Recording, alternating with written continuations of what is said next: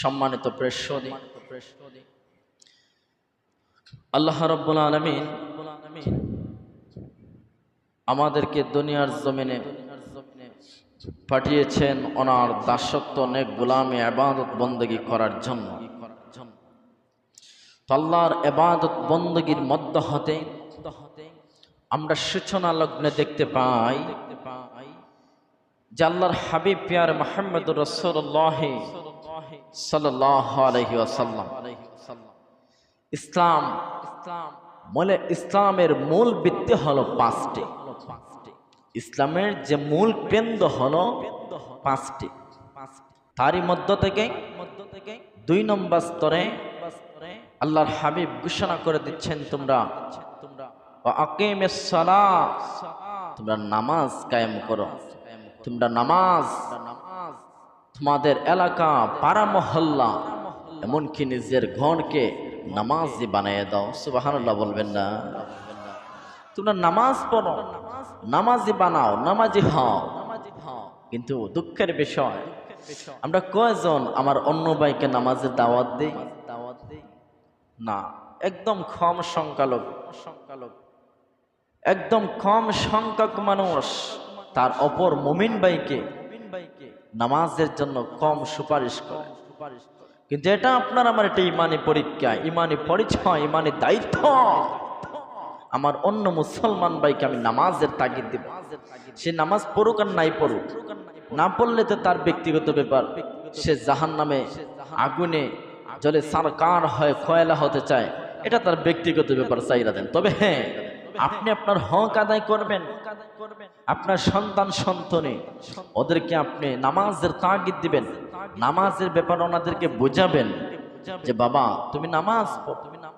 হঠাৎ করে কোন দিন এই দুনিয়ার জমিনের মায়া সব কিছু বলে তুমি চোখ মুছে ফেলবা। দুনিয়ার জমিনের সমস্ত স্বাদ তোমার জন্য মুহূর্তের ভিতরে বিষাক্ত হয়ে যাবে। নিমিষেই তোমার জন্য সমস্ত স্বাদ দুনিয়ার জমিনের তিক্ততা হয়ে যাবে। তোমার জীবনের প্রথম পরিচয় হলো মুমিনের নামাজ। সুবহানাল্লাহ। রাসূলুল্লাহ আমাদেরকে শিক্ষা দিচ্ছেন, শিখাই দিচ্ছেন যে মুমিন অর্থাৎ মুসলমান এবং অমুসলিমের মধ্যে পরিচয় হলো নামাজ। কথা কোন না, কোনদিন কোনো হিন্দু নামাজ পড়ছে? না। কিন্তু নামাজের পরিচয় হলো মুসলমানের পরিচয়। এখন মুসলমানের ঘরে জন্ম নিয়ে আমরা মুসলমান দাবি করে যদি আমরা নামাজটা পড়ি না, তাহলে কেমন দেখায় না? এর জন্য গজলের মধ্যে বললাম যে সালাত কায়েম করো যদি তুমি সম্মানী হতে চাও, যদি তুমি জান্নাতি হতে চাও। রাসূলুল্লাহ সাল্লাল্লাহু আলাইহি ওয়াসাল্লাম নামাজি ব্যক্তিদের জন্য সুসংবাদ দিচ্ছেন, যারা নামাজ কায়েম করবে, যারা দুনিয়ার জমিনে নামাজ পড়বে, তাদেরকে আল্লাহ স্পেশাল জান্নাত দিয়ে দেবেন। এমনকি আল্লাহ নিজে কোরআনের মধ্যে ঘোষণা দিয়ে দিচ্ছেন, গোলাম আমার তুমি নামাজ আদায় করো। তুমি বান্দা দুনিয়ার জমিনে নামাজ আদায় করবা, কিন্তু পরকালে তোমার জন্য আমি আল্লাহ জান্নাতের মধ্যে একটি মহল বানাই দেব। আওয়াজ বলে সুবহানাল্লাহ। দুনিয়ার জমিনে নামাজ পড়বা, জান্নাতের ময়দান আল্লাহ আপনাকে জান্নাতের ভেতরে একটি মহল অর্থাৎ ঘর বানিয়ে দিবেন। এর জন্য আজকের আলোচনা আমার অন্যদিকে। আজকের খুতবার বিষয় হলো আযান ও জামাতের নামাজ প্রসঙ্গে। যেহেতু আমি খুতবা প্রাসঙ্গিক নিয়ে আমি আলোচনা প্রতি সপ্তাহে করে থাকি। এখন আমরা চলে আসি যে এই জামাতে নামাজ কি। পরবর্তীতে আমরা আযানের ব্যাপারে আলোচনা করব। জামাতে নামাজ কি? এই জামাতে নামাজ প্রসঙ্গে আল্লাহ রাব্বুল আলামিন বলেন, তোমরা সবাই রুকুকারীদের সাথে রুকু করো, সিজদাকারীর সাথে তোমরা সিজদা করো। সেই প্রসঙ্গে আল্লাহ কোরআনে বলে দিচ্ছেন, আল্লাহ রাব্বুল আলামিন বলে দিচ্ছেন, ওয়া আকিমুস সালাতা ওয়া আতুজ যাকাতা ওয়ারকাউ মা'আর রাকিঈন। আল্লাহু আকবার। আল্লাহ রাব্বুল আলামিন দুনিয়ার মানুষ সম্প্রদায়কে ডেকে ডেকে বলেন, হ্যাঁ দুনিয়ার মানুষ সম্প্রদায় শোনো,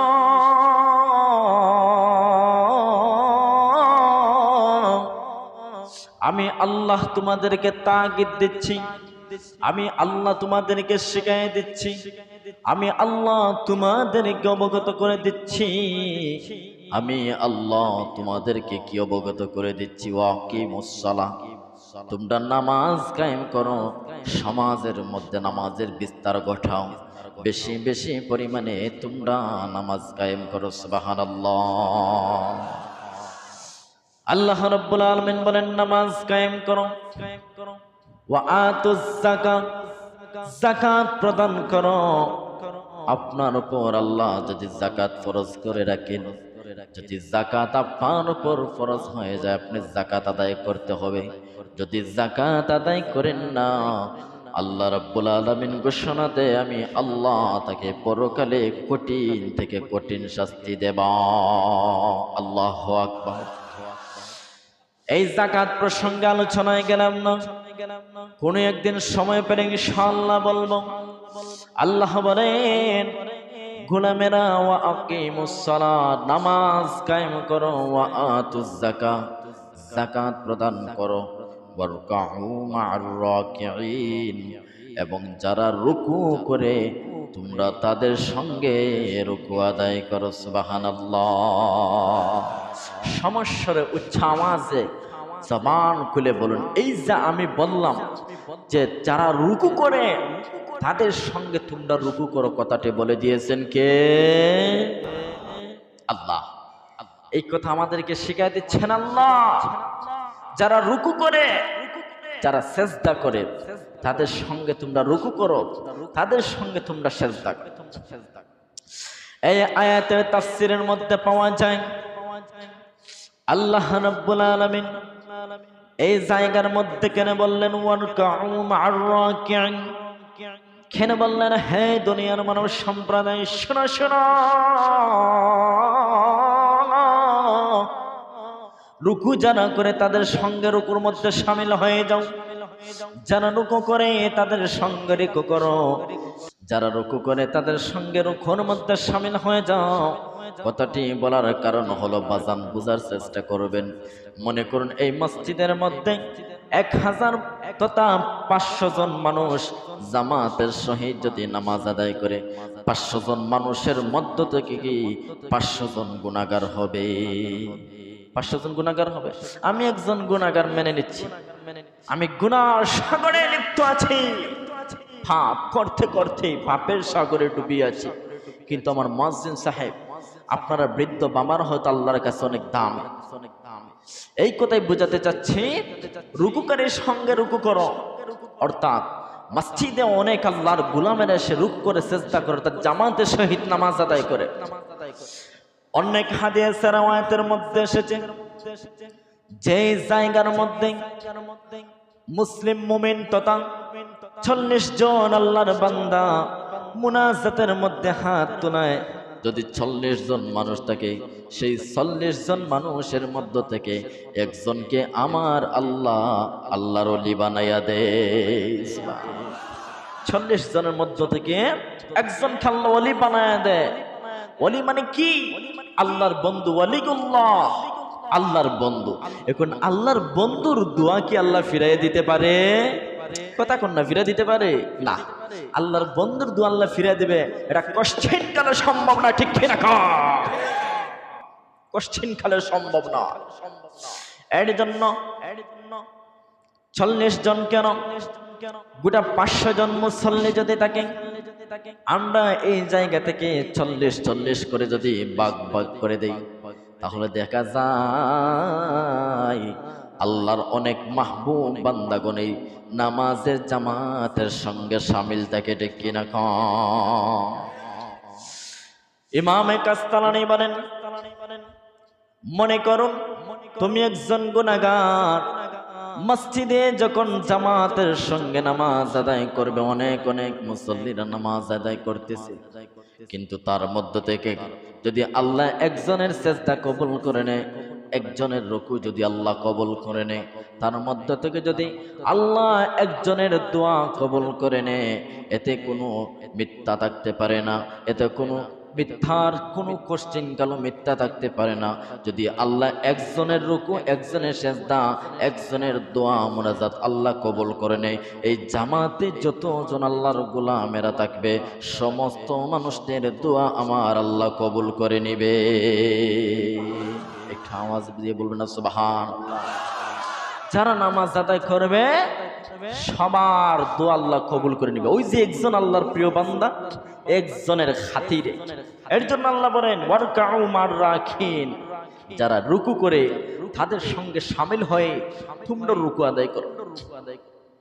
হাদিসে মুবারকের মধ্যে এসেছে, এই কথাটির ব্যাখ্যা দিতে যাই বললাম রাসূলুল্লাহ সাল্লাল্লাহু আলাইহি ওয়াসাল্লাম বলেন, তোমরা জামাতের সহিত নামাজ আদায় করো। কেননা যদি মনে করো একটা মাঠের মধ্যে একটি বকরি থাকে অথবা একটি হরিণ থাকে, সেই বকরি অথবা হরিণকে কোনো হিংস্র প্রাণী আক্রমণ করতে বড় সহজ পায়, ঠিক কিনা? কোনো বকরি অথবা হরিণ হালালকৃত বস্তু যদি থাকে একটি মাঠের মধ্যে, শিয়াল মামা হোক আর রয়্যাল বেঙ্গল টাইগার হোক, সেই বকরি অথবা সেই হরিণকে মানে আক্রমণ করতে, খেয়ে ফেলাটা তার জন্য সহজতর হয়ে যায়। আর যদি সেই মাঠের মধ্যে 500 থেকে 1000 বাদ দিলাম 100 ধরে নিলাম, 100 হরিণ থাকে, তাহলে সেই শিয়াল মামা যে আক্রমণ করবে একবার হলো চিন্তা ভাবনা করবে যে ওই মাঠের মধ্যে 100 হরিণ আর আমি একজন শিয়াল, আমি তাদের কেমন করে আক্রমণ করব? একজনকে আক্রমণ করতে গেলে আর 99 জন আমাকে জাপায় দেবে, ঠিক কিনা কম? এর জন্য রাসূলুল্লাহ বলেন, হ্যাঁ আমার উম্মতেরা শোনো,